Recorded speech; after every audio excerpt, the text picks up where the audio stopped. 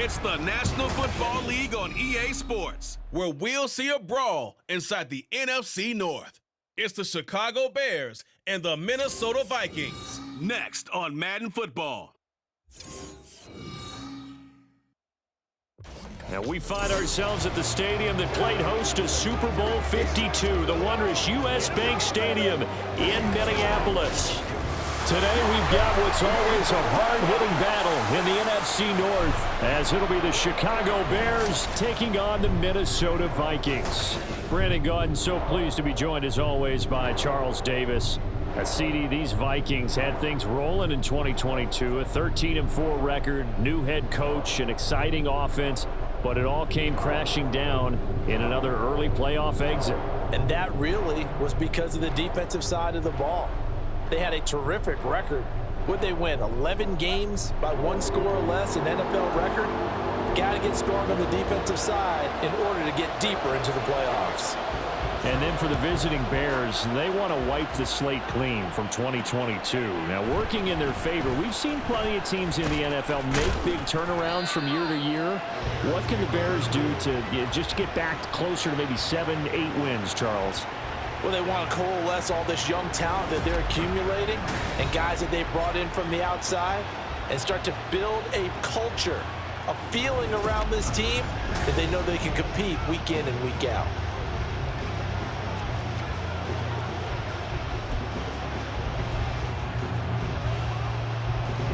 They show run with 3 tight ends here on first down. They run with a former Panther. It's D'Onta Foreman. And he'll power his way forward for about 4 yards there on the first down carry. Well, at the end of all that hitting and hollering, it was a 4-yard run, so the offense is going to go back to the huddle and feel pretty good about themselves. Defensively, you have to feel okay because you didn't let it turn into a bigger run, but the goal, shut it down for 2 yards or less. That's when you start to feel good about yourselves. No gain on the play there, so they're left with a 3rd down and 6. Well, if you look where that play starts, O-line versus D-line, that was a battle won by the D-line. Yeah, and oftentimes it's won by quickness off the ball. Who can handle the guy across from them best? On that play, the defensive line did exactly that. Throwing on 3rd down, Fields. He's got his target. That's complete. And he will have the Bears first down as they're able to get the 3rd down conversion. That's a play that may get lost in the grand scheme of things, but one thing's for sure. You certainly don't want to go 3 and out to start the game. So that's a nice job of finding the right play call and coming up with a first down. Let's go now. Let's go. Here we go.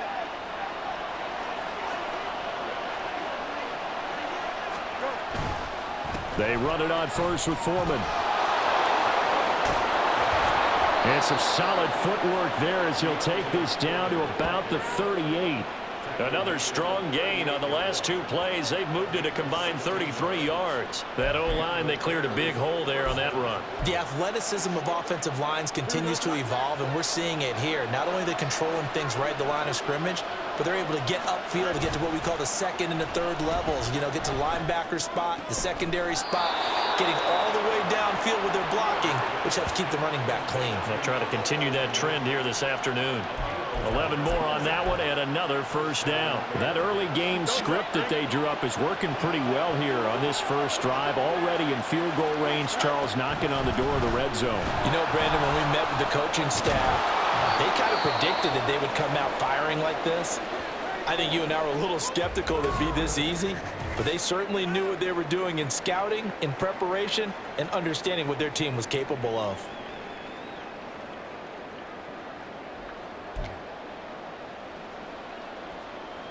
From the 21, here's 2nd and 5. They run again with Foreman. And he'll be taken down at the 20 after a gain of just 1. But not much on that run, Charles. No, that's exactly the way to execute a run blitz there. They guessed correctly that they would move the ball on the ground, honed in on it, and stopped them. Mark that down for a win in the defense's column. This will be the 8th play of the drive here. 3rd and 4. Fields. A hit as he throws there, incomplete. I think that was a good job there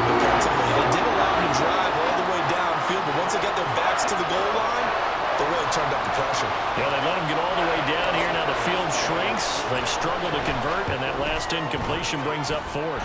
Santos' kick is up and through, and it's 3-0. The Bears hit the scoreboard first. Even though they didn't find the end zone, they have to be pretty pleased with how they moved the ball on the ground, because we know that that was one of their big goals in this game. And that really goes through the entire offense, because when you're running the ball effectively, just about everyone's involved. It's not just the guy carrying the football. It's everyone blocking for him, both inside and on the perimeter. So here come the Vikings as they get set for their first drive. They'll be led out by a man who rewrote Brett Favre's passing records at Southern Miss.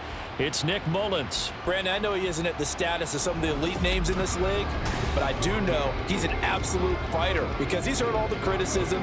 He's read the articles that say he isn't good enough to be the starter, and he absolutely does not care. All he wants to do is prove every doubter wrong and show that he belongs in this spot. They'll find Osborne here, and he'll be out of bounds across the 30-yard line. All that practice time came to fruition on that play. All those timing routes that they work on through training camp, OTAs, minicamp, and just regular season, they got it done on that one. An outcut, ball was delivered, and picked up the completion. 3-0 after one on EA Sports. Second quarter now from Minnesota. It's the Vikings in possession of the football. They'll come up now 2nd and 4 from the 31. As they've got it as we resume action. Mullins. And that one going to come up short. Low throw. When we talk with people about what we think the most important quality for an NFL quarterback to possess, what do people usually say? Arm strength, and he showed the arm strength there. Yeah, pretty good bullet pass he threw, but he wasn't accurate, was he? No. Listen, you like mobility, but accuracy first and foremost. Oh, he tries to force it in, and it's intercepted. Kyler Gordon picks it off, and his guys are going to take over at the 39-yard line. Well, this had trouble written all over from the start. He's got 2 extra defensive backs in the game he's got to deal with. They're in a dime set. So everywhere he's looking, he's seeing a different color jersey. And sure enough, this one winds up being intercepted. Chicago works their way back onto the field here for their second drive of the game. And they'll have good field position here following the interception, and a chance to build on their lead as they start with a 1st and 10. So from the 39 now, they'll come up on a 1st and 10. Play action. It's Fields rolling to his left. And he's going to have to eat this one as down he goes. DJ Wadham got off his spot quickly and got to the quarterback. Well, that's an excellent way to get the pass rush activated. The first sack of the game for them comes on the first play of the drive, and it makes it very tough for the opponent to pick up a 1st down now, playing behind the sticks.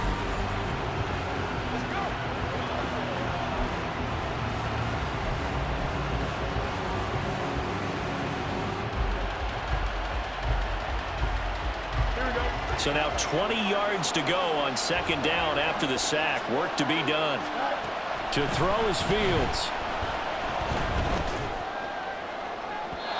It's incomplete. Took a shot, couldn't connect.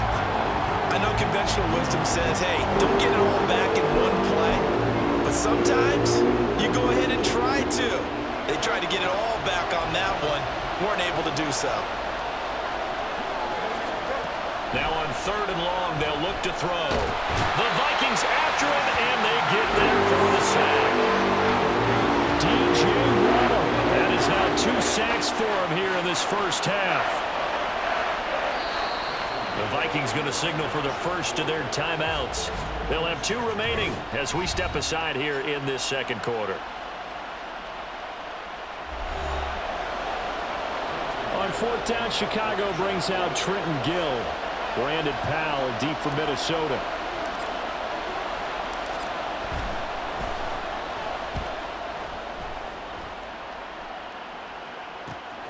This will be fielded at the 17.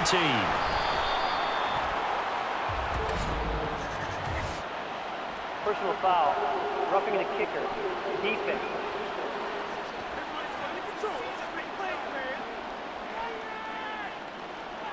That hurts. If it was running into the kicker, wouldn't be a first down. Roughing, it is a first. And just think about the differences between the two. Running into the kicker almost feels inadvertent, just a small tap, so to speak. But when you rough him, here's your bodies are hitting the ground and flying all different places. And the difference is 5 yards or 15. And in this case, that's a big play. And he gets it inside the 35 and just shy of the 30. 11 more yards that go around, a first down as well. And this pass rush has really been bringing the heat and has already gotten home a few times here in the first half. So how about the play call there? Sometimes if you can't protect, you've got to fool them. Screen passes like that can take a little steam out of what's been a relentless rush so far. Now Fields. And his throw here is going to be incomplete. And that's one of those plays where it's hard to keep two eyes on the football when you know the contact's coming, let alone getting two hands around it, hugging it to your body, and absorbing the hit, even for those big tight ends who you would think could absorb that contact. Fields now to throw. A full left side taken in by Kmet. And he gets this one inside the 15, just a yard or two shy of the 10. They're going to empty the backfield here, so you know this ball's likely to come out quick. They let the 4 outside receivers run deeper routes and then let the tight end just make a beeline across the formation. He's able to make the catch and turn it into good yardage and a first down. Could we get a touchdown in this first half after all? It's 1st and 10. Again, Fields. Open man, he finds Kmet. Touchdown, Chicago. An 11-yard touchdown. And the Bears will extend their lead in the final minute of the half. And that's certainly an important score right there because they gave themselves a 2-score cushion heading towards halftime. Now you got to force the other team out of their comfort zone, and it changes the way you approach the second half as well. How you want to do things on offense, and your defense feels much better too, having that lead. Cairo Santos on to try the extra point. It's up and good, and that'll increase their lead to 10-zip. So that winds up a 7-play drive all told. And it was all capped off by Cole Kmet with a touchdown catch. Kenetuagu now out of his end zone. And they'll get him down right at the 25-yard line, so the same result had he opted for the touchback. The Vikings going to take over now late in this first half.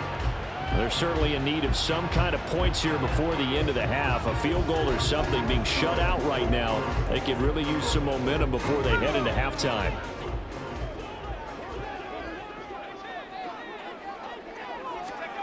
They go back to the air here after the INT on the last drive. And he's got this to Jefferson. Now the Vikings will use the second of their timeouts, as it'll come with 36 ticks to go in half number 1. Certainly no settling into the drive there. They came right out on the first play and attacked the middle of the field for a big gainer and a first down.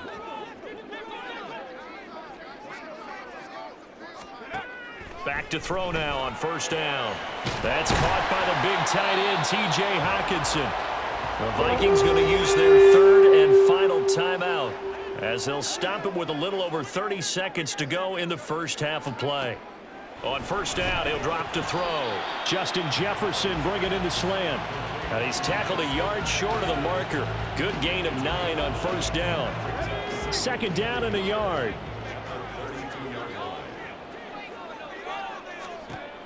Back to throw again. And incomplete on the deep ball. And a smart play there. He's probably saying, I wish I would have done that on the last drive instead of throwing the interception. Joseph for the Vikings field goal. A 49-yard attempt. Joseph's got it, and that will do it for this first half. So we have reached halftime with a touchdown. That's the difference on the scoreboard. As we'll send you down to Orlando, and we check in with Jonathan Coachman for our EA Sports Halftime Report. Coach.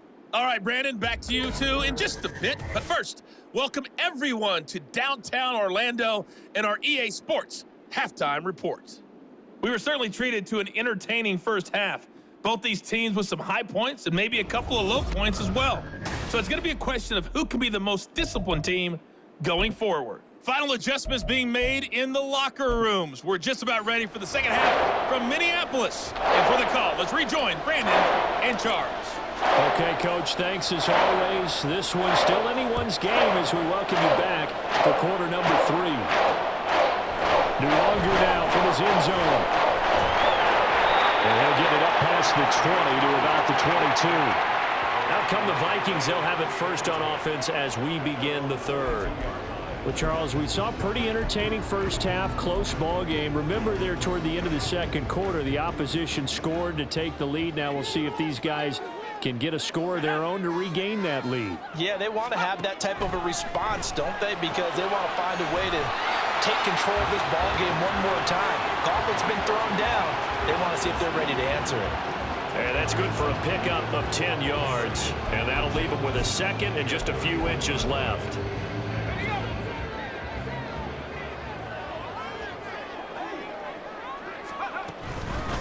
They'll go Madison up the middle. And this will be a Vikings first down as he's got this up to the 40-yard line. Holding offense. That time the right guard sending him backwards. And so many different types of guys rotate in on the defensive line now depending on situations. You can get the bulky guy, the fast guy. No matter what, though, you can't hold him. Looks again for T.J. Hockenson, and he's got him again. And they're going to get this beyond the 40 before he's taken down. That good for 21 yards on the catch and run. His position, and he's listed as a tight end, but he certainly doesn't run like one, and that's what we're seeing more and more coming into the league. Those guys who can run, make plays after the catch, and gain that additional yardage. And using that speed there to turn it into a pretty nice little gain.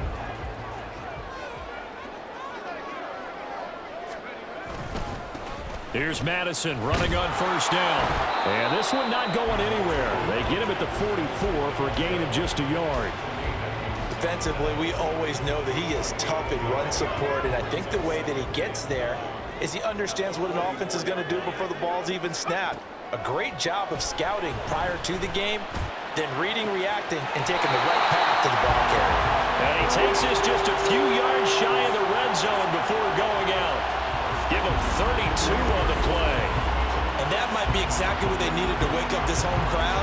They haven't given them much to cheer for so far, and never underestimate the effect the home crowd with you can have on a game. So the big play gets them all the way down to the outskirts of the red zone here for 1st and 10. They'll set up to throw. Looking for his running back, and he's got it. And they'll get this down to the 10. 15 more there, and they're on a roll. It's another first down. How about the way they're moving the ball down the field? They had a big play a moment ago. Followed it up with another nice one here. And before you know it, they're already looking at 1st and goal. Looking to throw. Being chased out left. And he'll get into the end zone. Touchdown, Minnesota. Nick Mullins, a 10-yard touchdown run. And the Vikings are an extra point away from tying this ball game here, the final moments of the third quarter. Well, the defensive coverage was good, so good he just decided to make a play of his own, and it worked out.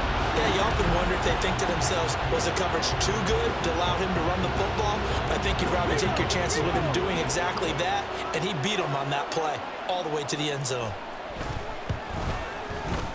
Joseph connects on the extra point, and we are even at 10 apiece. So we're right back where we started, all even as the kick's away. And the drive will begin at the 25 as Scott is going to stay in the end zone. At the line, prepping for their next drive, the Bears offense. Their halftime lead now evaporated. We're back to level following that touchdown a moment ago. And that shouldn't change the mindset a whole lot from an offensive perspective because they already knew this was going to be a hard-fought game. Now they just need to go out, execute their game plan, and keep moving. And And as they come to the line, they will not be able to get off another play as time has run out on this third quarter. We'll return with more after this break. You're watching the NFL on EA Sports. And we return, welcoming you back to Minneapolis. Ball at the 24 and a 2nd and 11. Knotted up here at 10. That's our score as we begin quarter number 4. A second down pass play there, but it's incomplete. Partner, what we're seeing so far is the defense is certainly coordinated. Both levels doing their jobs in tandem. The back helping the front helping the back.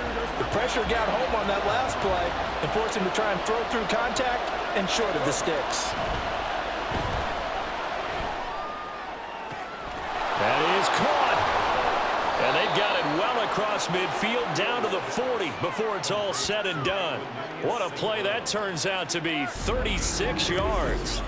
Despite writing it down on my notes, I never give enough credit to the offensive line, and we have to here. The protection, that's what made this play a success. Quarterback had to wait for his crossing route to develop, and that takes a little bit of extra time. Excellent job by the big fellas up front. All 3 timeouts plus the 2-minute warning. Here's 1st and 10. Now Fields. They set up the screen to Foreman. And he's going to get this inside the 30. They ran that one well, and not only did they pick up a nice chunk of yardage on the screen, they sent a message to the defense. Rush the passer all you want, but you better be careful. We can hit you going back the other direction. Getting down to the good stuff, all tied with 2 minutes remaining on EA Sports. So the Bears with the football here as we welcome you back. Here's 1st and 10. They've got a first down in field goal range already. On the toss, here's Foreman. And able to break one tackle, but then quickly brought down. But a nice little gain. Well, they picked up a little bit of yardage there, and now, in this situation, should be in no hurry to run a play really fast. Let the clock wind down. Here's 2nd down.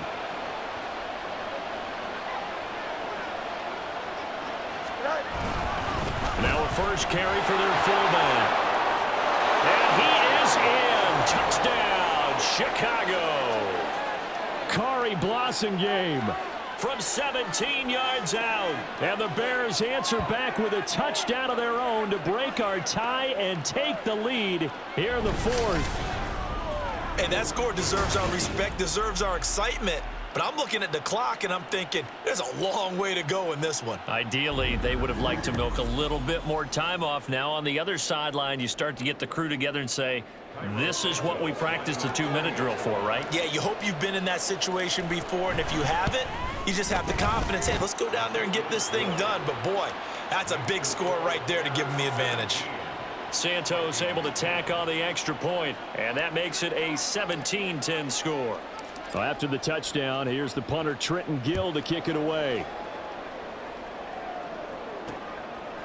Nwangu now from his end zone. So all eyes on this Vikings offense. Trailing 17-10, less than 90 seconds to go. They need a touchdown and the PAT to tie it as they come up 1st and 10.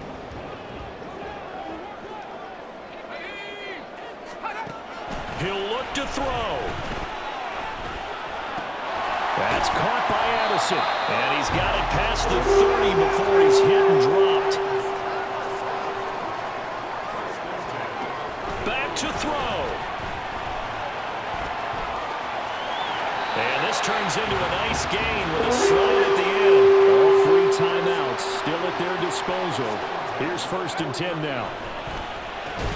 Mullen's throw pulled in by Jefferson. The Vikings going to signal for the first of their timeouts as they'll stop it with just over 40 seconds to go in the game. He's back to throw. Slant route, and he's got Addison. And he's going to be taken down, but there's a penalty flag in the backfield. Is this a hold, or did they rough the quarterback? But Charles, they're trying to protect this lead late. Those are the types of mistakes they could afford to go without. About the last thing you want to give them is help in completing a comeback, which is exactly what that penalty does. Back to throw. And it's caught. It's a touchdown.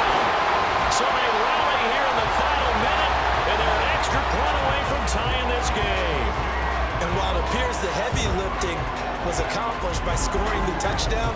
They're still down 1. That extra point is not a gimme.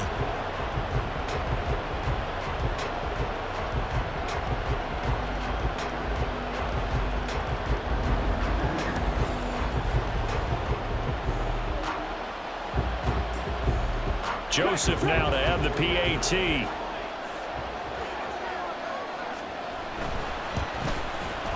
And we are tied here in the fourth quarter. A drive there of just 4 plays. This one all we could have asked for. All tied, final minute as the kick's away here. And with time a factor here late, he'll just take a knee and they'll put it out to the 25. Another drive coming up for this Chicago offense. Well, partner, here it is. They've got the chance to win the game. You'd have to think they need to get it near the opposite 40 to have a chance to kick a game-winning field goal. We'll see what they can do. And you're right about that, because if we look at it in macro, that's what it looks like. But I think in micro, the head coach has already asked the special teams coach, what is he feeling? What does he think? Where does he want the football? What's the yard line we have to get? And he's already relayed that to his quarterback and his offense. They know what the goal is. Now the key, can they get there? Here's a 2nd and 7. Back to throw. Fields. Forced out to his left.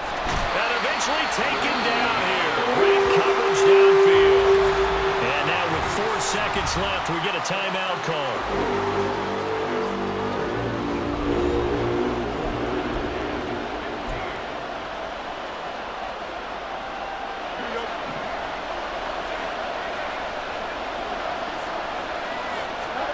Here's Fields. He'll let this go deep for St. Brown. And this is caught at the 20.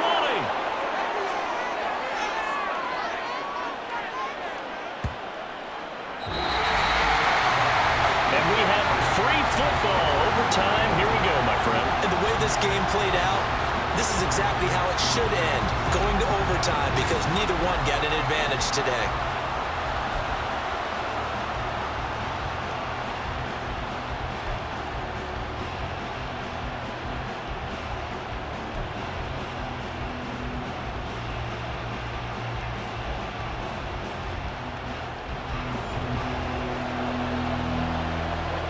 So it's the Bears who will have the first chance to win this thing as we are underway here in overtime. Scott on the return out of the end zone.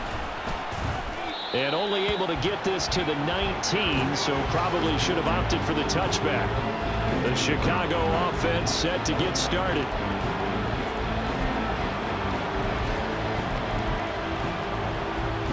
Fields and the Bears now with a 1st and 10 at their own 19-yard line. The drive starts with Foreman on the ground. And he'll get this up to the 30-yard line. 46 yards rushing now on 8 carries for him so far. Give every member of that unit a ton of credit for ripping off such a big gain there, because you don't get free for that many yards on a counter or misdirection without everybody selling the heck out of it. So 1st and 10 now from the 30. Again, it's Foreman. And he'll power ahead, but only for about 3 yards. 2nd down coming up. Yeah, I don't know if it's exactly a win-win, but if you're on offense, you'll take that kind of a run, all right? It was kind of stacked up, found a little bit of yardage, and frankly, they're pretty close to staying on schedule on offense. The playbook is still open for the coordinator. First throw in overtime by Fields. That'll be caught. It's St. Brown. And he'll be taken down, but not before they work it across midfield. Well, that certainly has to feel good. It's not all the time that the play caller should get all the credit. Sometimes I think in the huddle, the quarterback just says, hey, who's going to make a play for me? I just need something right here. And the end result there, nice 1st down. Drive keeps moving.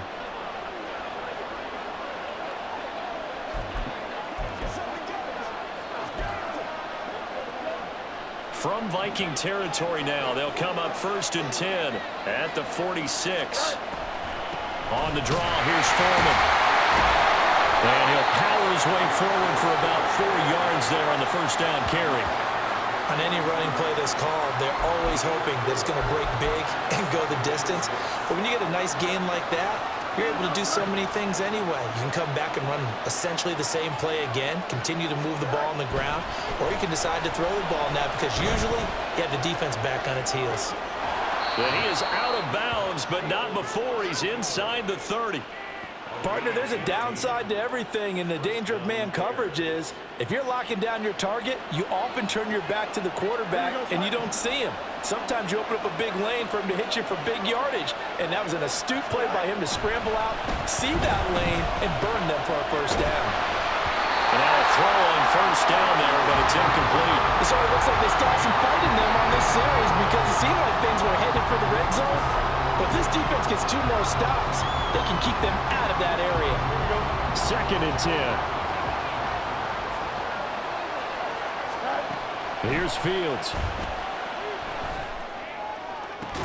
And that falls to the ground, incomplete.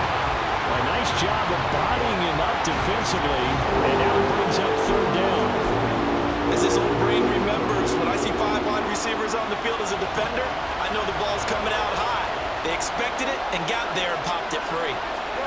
Throwing on 3rd down, Fields steps away to his left. And that will be incomplete as well. He was moving as hard as run the football, but he dropped it. And that reminds me of the story you told me from your days at Tennessee. We don't need to mention the other guy's name, but when he dropped an open pass and you blew coverage on, what did you say to him? Yeah, it's really not right since I blew coverage, but since he dropped the pass, I said, well, maybe next time he'll just walk it out here and hand it to you. Would that be easier? He wasn't real thrilled with that. That's cold-blooded. Cold-blooded. Now remember, this one is not over, but with the time running short here in this overtime, that could very well be the game winner. Yeah, remember now, the other team does get a possession, but when the clock runs out, that's it. So that was a well-calculated drive to use up the majority of the clock and leave your opponent with little to no time left. And he'll elect not to return this one, so they'll bring it out to the 25 on the touchback. And out now come the Vikings. Well, it's pretty simple now. They need a field goal out of this drive to extend overtime, or obviously, Charles, a touchdown to win it. Yeah, and I'm taking the defense's perspective on this one, partner, because now they know with a 3-point lead, they can afford to give that up because you just keep playing, right? Overtime gets extended. But if you give up the touchdown, it's game over. So on offense, every play you make, you got to try and get just a little bit more out of each one in order to try and get to the end zone because they're going to play everyone back, keep everything in front. I wonder if they're wandering back to the huddle thinking to themselves, can we just hit rewind and go back a play? Definitely not the down they wanted to begin this drive by giving up a sack. But for the defense, that's exactly how they drew it up. Now then, after the sack, it'll be interesting to see what they have planned for 2nd and 23. Back to throw. Open man is Osborne. He's got him. And brought down, but not before he gets a good gain and a first down up shy of the 40.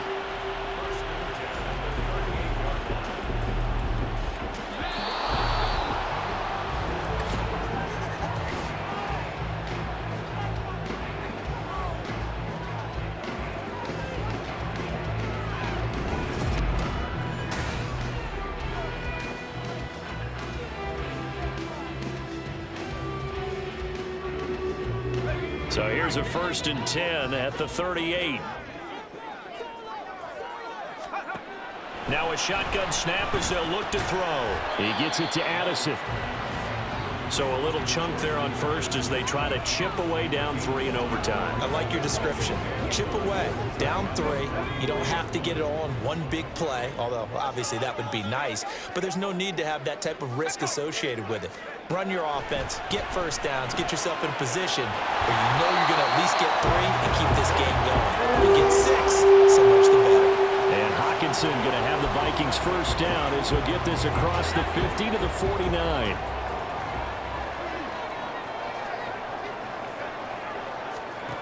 Again, he'll drop to throw. And his throw is incomplete. And not a common sight, at least on this drive. A momentary setback, though, for this passing game that has been moving well this series. Good thing for them, though. Still 2 more downs to connect and try and pick up another first down. They'll look to throw again. Oh, it's intercepted. That'll seal it. And the Bears are going to win this football game here in overtime. Gigantic play by this defense, Charles. So they came back in the fourth quarter, took the momentum into overtime, and now they take the football. And how do you think the team that just threw the pick feels right now? They surrendered the lead, got to overtime, had a chance to redeem themselves, and now they put the game in jeopardy with another pick. And guess what? Their defense has to hold. And for the visitors, it is going to be a happy flight home. It is always such a treat, Charles, in the NFL when you can go on the road and get a victory, and that's exactly what they accomplished here today. The trip home so much sweeter, isn't it? All the noise they heard before, how tough it is to win on the road, how tough it is to play in this stadium, how hyped up that crowd's going to be. They just used it as fuel, came in full of confidence, believed in themselves, and got it done. That'll do it for us. For Charles Davis and all our hardworking crew, I'm Brandon Gaudin. You've been watching the NFL on EA Sports. For more, find us on Twitter @EA Madden NFL.